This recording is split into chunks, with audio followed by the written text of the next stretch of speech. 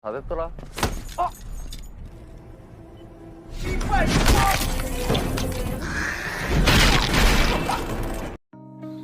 Dimulai dengan pemindahan sekumpulan narapidana tingkat tinggi dari Filipina ke Korea Selatan. Usaha pemindahan ini sempat akan dilakukan menggunakan pesawat, namun gagal karena boikot bom bunuh diri yang menyebabkan banyak korban.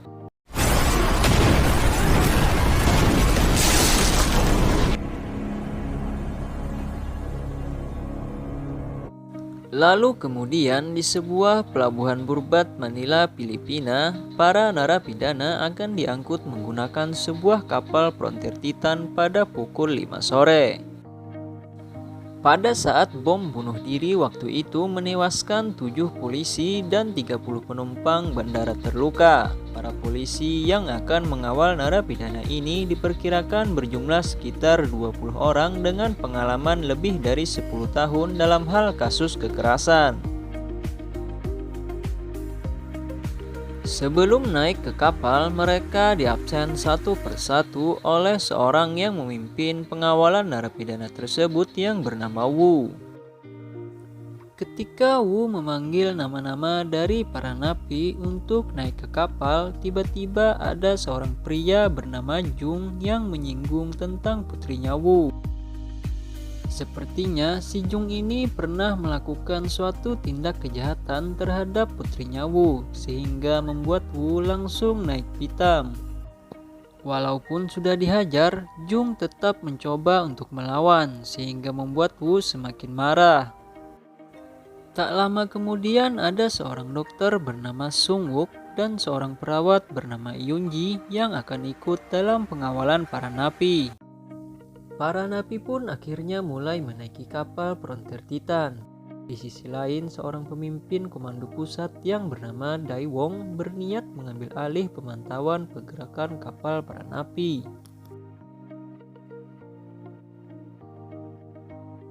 Di dalam kapal, para napi dipisah-pisah menjadi beberapa orang dalam setiap ruangan.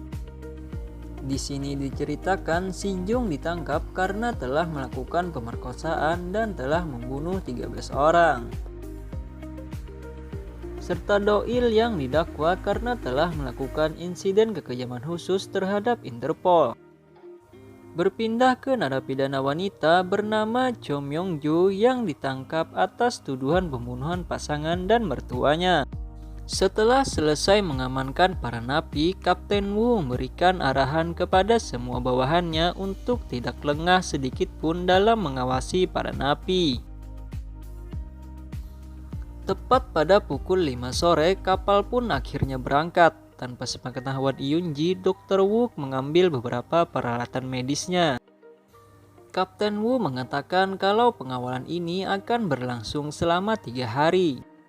Di sini Kapten Wu mengucapkan terima kasih kepada tukang masak yang bernama Dayun dan Sujun karena telah ikut dalam pengawalan ini. Walaupun sebenarnya mereka berdua ini terlihat seperti mencurigakan. Diam-diam Dr. Wu mulai menuju suatu ruangan yang ia cari.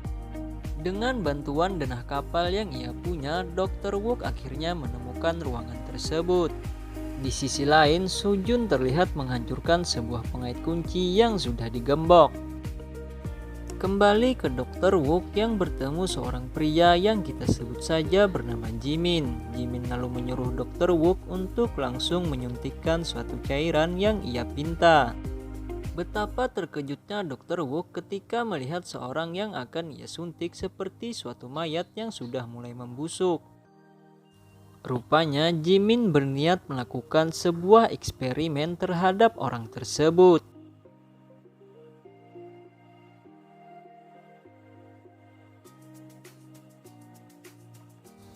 Ketika para penjaga mulai lengah, Jung mencoba untuk melepaskan borgol yang ada di tangannya. Selain itu, Sujun juga mulai mengawasi para polisi yang ada di sana. Rupanya para penjahat ini sudah berencana melarikan diri sejak awal. Mereka memasukkan komplotannya dalam daftar petugas kapal. Para polisi yang merasa mulai lelah mencoba untuk beristirahat. Namun mereka dikejutkan oleh kawanan Sujun yang membawa senjata.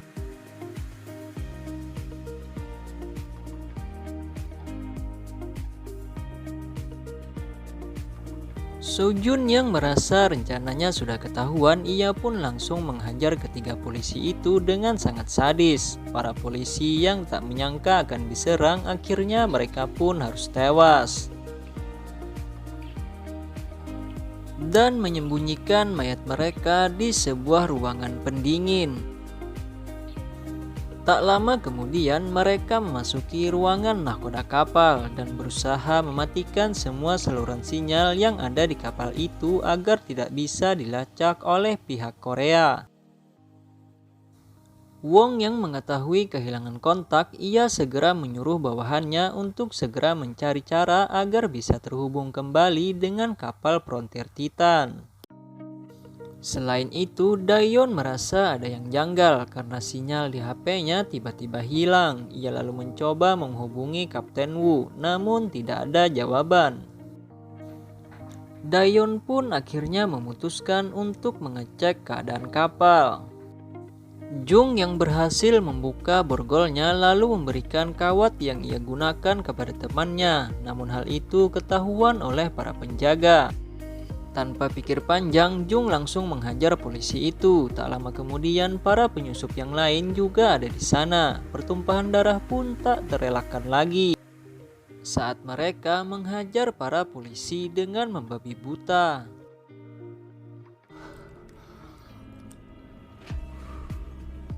Kembali terjadi baku hantam di ruang kemudi saat Kapten Wu mencoba menghentikan aksi para penyusup yang ingin mengambil alih arah kapal.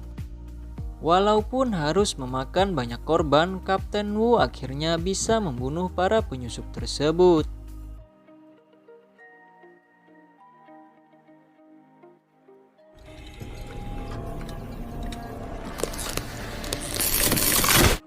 Di tengah aksi boykot, Jong dan teman-temannya muncul sesosok makhluk percobaan yang diciptakan oleh Jimin.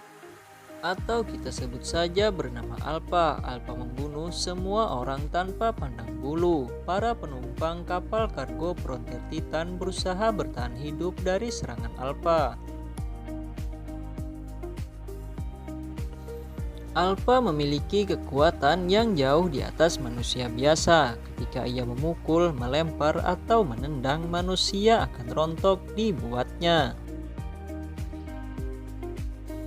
Jung yang melawan dengan sebuah tembakan mengira akan membuat Alpha tumbang, namun nyatanya si Alpha ini seperti kebal dengan peluru, hingga akhirnya Jung harus mati dengan sangat mengenaskan.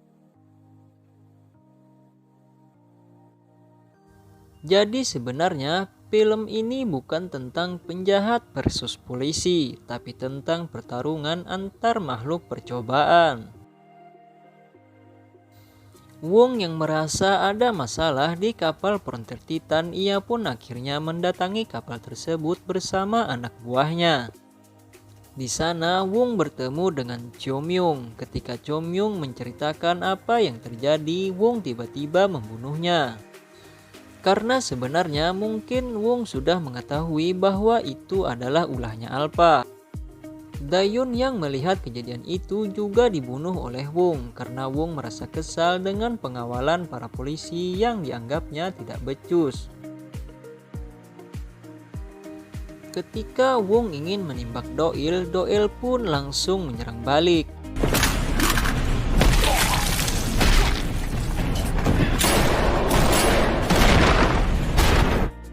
Ternyata Doil dan Wong ini adalah salah satu manusia percobaan juga, dan sebenarnya tujuan Doil melakukan suatu tindak kejahatan adalah agar ia bisa bertemu Wong yang telah berani mengusik keluarganya. Dan karena perbuatan Wong jugalah yang membuat Doil menjadi manusia percobaan agar bisa dijadikan sebagai senjata yang sangat kuat.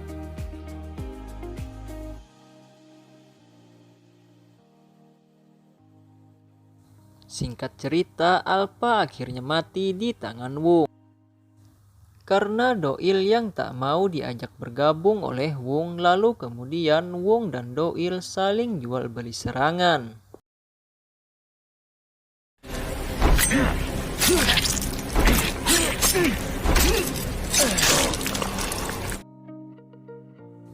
Hingga pada akhirnya pertarungan dimenangkan oleh Doyle.